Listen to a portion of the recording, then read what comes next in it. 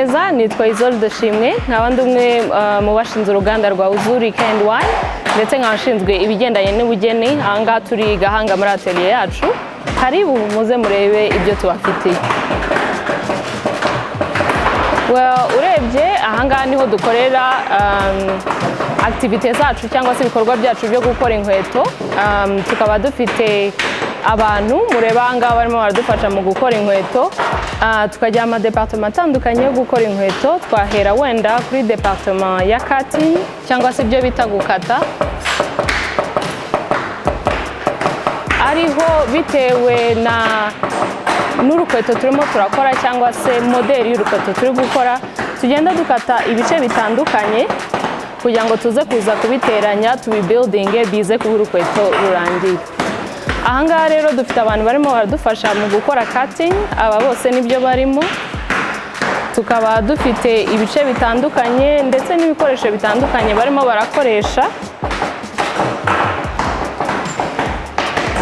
Hanyuma rero hakaba ari kimwe mu bintu bya signature yacu cyangwa se ikintu dukunda gukora. Kera twa dufite abatante bacu cyangwa se ababyeyi bacu twese twabonye baboha, ari ukuboha umusambi, ari ukuboha uduseke cyangwa se kuboha ubundi buryo bwinshi butandukanye. Aha niho twafashe ino technique yo kuboha noneho tukayincorporatinga mu buryo bwa fashion. Akaba utwari uduparti twacu tuboha noneho tukadufata mu gukora ku maparti yo hejuru, ndetse tukaba tukiri muri departement ya cutting mu maparti yo hejuru y'urukweto rwacu. Mu kanya nitwigira imbere gatoya turaza kubereka ukuntu bino bice bigenda bihura bikaza guforma urukweto byose hamwe. Mu gukomeza rero departement ikurikiyeho ni departement ya insole cyangwa se yo gukora ibice byo hagati by'inkweto, ariho bano basore n'inkumi baranga badufasha. Hano tukaba tubasha kuhakorera igice cyo hagati yo mu rukweto cyangwa se aricyo twita insole, kiri mu bice bitandukanye byo guhuza urukweto rwacu. Twavuye imbere twabonye ibice byo hejuru aribyo bizajya hano hejuru, iki ni cyo hagati, noneho munsi yaho hakazajyaho n'igice cyo munsi aricyo dukandagiza hasi. Muri ino process rero habamo gukata ibikoresho bitandukanye ndetse n'ama layers atandukanye, tukajyamo na parti yo gushyiraho ikirangantego ndetse no gushyiraho ama sizes. Wakwibaza uti se ama size tuyashyiraho tugendeye kuki? Ama size tuyashyiraho tugendeye kuki cyangwa se tubibwirwa n'iki? Wareba nko kuri kino gikoresho cyacu cyitwa iforme, ukabona hano handitseho iyi ngiyi ni size ya 38. Mbese iyi ngiyi niyo forme twifashisha iyo tugiye gukoresha urukweto rwa 38, tugashyiraho ya tapi yacu, noneho rero tukamonteraho n'ibice byo hejuru, ndetse ni nacyo kiduhereza mesure cyangwa se ibipimo byo hejuru uko bingana. Iyi ngiyi ni standard international y'umuntu usanzwe wambaye ikintu cya 38 hameze gutya, haba hangana gutya hafite zino mesure. Ariko wakwibaza uti se hari igihe abantu baba bafite ibirenge binanutse cyangwa bibyibushye, n'amaforme y'ubwayo haba amaforme atandukanye. Mushobora kubona ko hano harimo difference, hari amaforme abyibushye hano asa nk'afite ibirenge bigaye, ndetse akaba hari n'ayandi maforme afite ibirenge binonosoye cyangwa se binanutseho gatoya. Ubwo rero ni muri ubwo buryo mu gukorera abantu batandukanye bose, nk'amwe nk'abakiriya bacu baza batugana tubakorera ibitandukanye. Kandi nanone wakwibaza uti ese inkweto z'abana tuzikora dute? Dore agaforme kawe ukuntu kaba kangana. Aka ngaka ni agakweto k'umwana turimo turakora, yambara size 20 ndetse kakaba kari buze gukorerwa kuri ino forme ya 20. Ahangaha rero ni ibyo twaberekaga. Murabona muri departement twahereyemo bakasa ibice byo hejuru, tugeze kuri no departement tuvuye mu kanya bakata ibi bice. Ubu rero bari bagiye kutumontera kukadufatanyiriza kugira ngo tuze kuza kukohereza kuri departement ikurikiyeho, aho turi buze gushyiraho igice cyo munsi. Tuba dufite ibice byacu byo hejuru, tuba dufite ibice byacu byo hejuru byaturutse hariya hirya ndetse n'ibice byo hasi, noneho tukaba tugiye kubishyira hamwe kugira ngo dukore rwa rukweto rwacu twashakaga. Aha ngaha dufite Regis urimo uradufasha kumonta uru rukweto rwacu, arimo arakoresha cya gikoresho twababwiraga mu kanya cyitwa forme, aho abanza gushyiraho forme bitewe na size agiye gukora, noneho rero agakoresha ziriya tools mubona cyangwa se turiya dukoresho kugira ngo abashe gushyira hamwe urukweto rwacu, igice cyo hejuru n'icyo hasi abifatanye. Akoresha kore kugira ngo abifatanye, inkweto zikagumamo igihe gitoya kugira ngo nazo zibashe gufatana zize kuza kwiforoma neza, noneho tubone kujya gushyiraho ibyo munsi. Mushobora kwibaza rero muti ni ibihe bikoresho dukoresha hano mu madepartement yacu atandukanye. Harimo inyundo y'umukordonier, marteau du cordonnier, hakabamo umukasi, hakabamo icyitwa pince montage, ari byo mwabonaga mu kanya arimo arakururisha biriya bice byacu bitandukanye kugira ngo akore montage, pince montage. Hakabamo imbarasuka, hakabamo n'udusumari akoresha. Utu dusumari tugenda ntago tuguma mu rukweto, ntimugire ikibazo, ntago tuguma mu rukweto, nutwo kugira ngo tubashe kudufatisha amaparti yacu kuri forme yacu. Nkanga murabona ko karimo, iyo urukweto rwacu rumaze gufata forme rwamaze kujya kuri size yarwo, utu dusumari tutuvanamo tukadukoresha n'ahandi. Ntimugire ubwoba rero, utu dusumari ntago tugumamo, ariko turi mu bikoresho dukoresha kugira ngo tubashe kugera kuri produit zacu zirangiye. Hagati aho ngaho hari n'ama etape kudoda, tugenda dufata amaparti yo hejuru tuyafatanya no hasi, nayo agenda acamo hagati, nabyo turaza kubibereka mu kanya.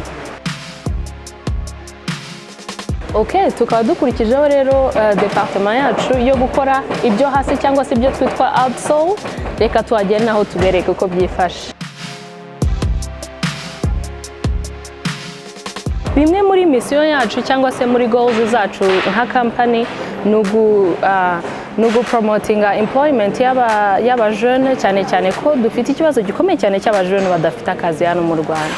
Ubwo rero tukaba twarabishyize muri mission yacu kugira ngo tubashe gupromotinga aba jeune, tubigisha amateknike ndetse kugira ngo tubashe gusolvinga n'ikibazo cya environnement duhura nacyo, aho dufite amapine menshi ari hanze ahangaha, abari mu bishanga se cyangwa se ahantu hatandukanye, kandi bifata imyaka irenze 80 kugira ngo ipine ibashe kwidecompose.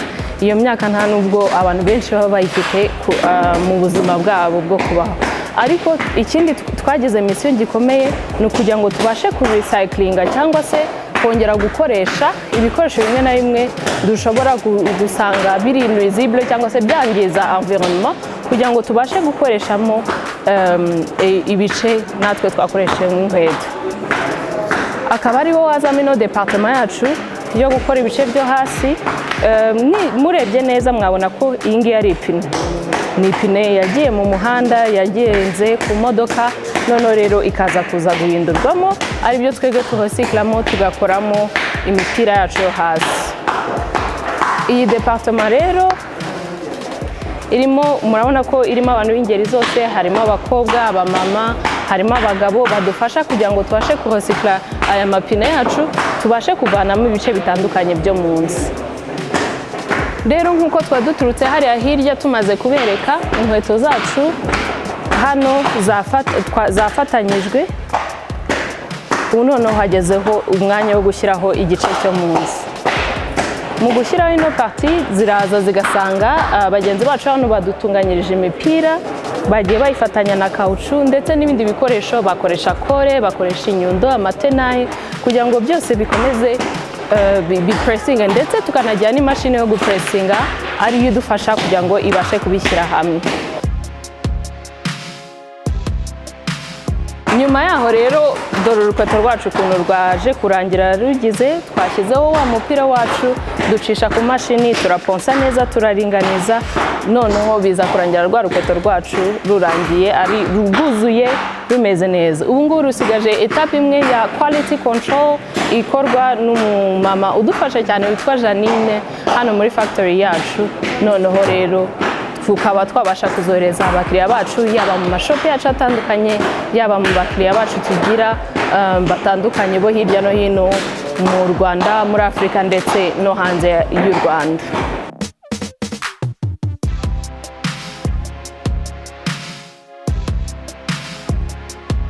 Nkuko twatimo turabasobanurira rero kandi nkuko dukora dufite programme yacu ya training, kimwe kiri mu misiyo yacu twihaye nk'uruganda cyangwa se nka brand, dufite programme ya training aho twigisha abantu gukora inkweto. Murabona hano hari urubyiruko rwiganjemo abagore cyane cyane, harimo abagore n'abagabo barimo bariga gukora inkweto. Aba bantu rero ni mu rwego rwo kugira ngo rwose dukomeze gahunda yo kwihangira imirimo, ni abantu baranga barimo bariga gukora inkweto. Ni programme dukora ifite amezi 2 aho abantu baza bakiga gukora inkweto, barangiza bitewe na performance yabo cyangwa se uko berekanye ubushake bwabo, tukaba twakomeza gukorana na bamwe muri bo cyangwa se abandi bakajya gukora company zabo. Kugeza ubu ngubu tumaze gutraininga abantu bagera ku 160, noneho bari hanze ahangaha. Noneho muri abo 160 harimo businesses 10 zaturutsemo hano mu bantu ba graduating ahangaha.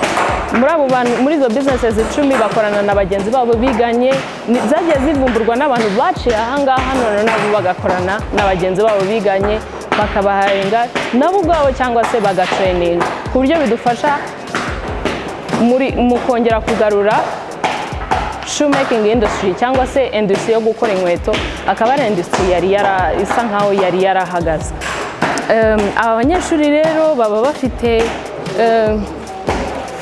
ibikoresho byo kwiga gukora inkweto, ibice by'inkweto uko byitwa naho biva, noneho nyuma barangiza bakazakora ikizame. Nyuma y'umwaka bakazakora ikizame ku buryo basohokamo bazi gukora inkweto zimeze nka gufira urukweto. Murabona ko ruraburaho parti za finissage, ariko ni agakweto gakomeye k'umwana kandi gashobora kwambarwa gukoresha. Icyo tuba dushaka kwerekana hano ni ukwereka aba bantu ko inkweto bakora nyuma yo kwiga ni ikizame mbese cyo kugira ngo twereke ko inkweto bakora zagakwiye kuba zifite ubuziranenge, zagakwiye kuba zimeze neza kandi zishobora kwambarwa n'umuntu uwo ari we wese. Mwakoze rero kudusura uno munsi, twishimiye kubereka activity cyangwa se ibikorwa byacu dukorera ahangaha. Muzagaruke n'ubutaha muze mugura inkweto, turahanga kugira ngo tubakore inkweto ndetse tubashimishe, dutume mwishima. Karibu rero ku mashops yacu atandukanye, kuri Kigali Heights mu mujyi, kuri UTC cyangwa se Kibagabaga, kuri Trinity Building. Mwakoze cyane kubana natwe, nawe ubutaha.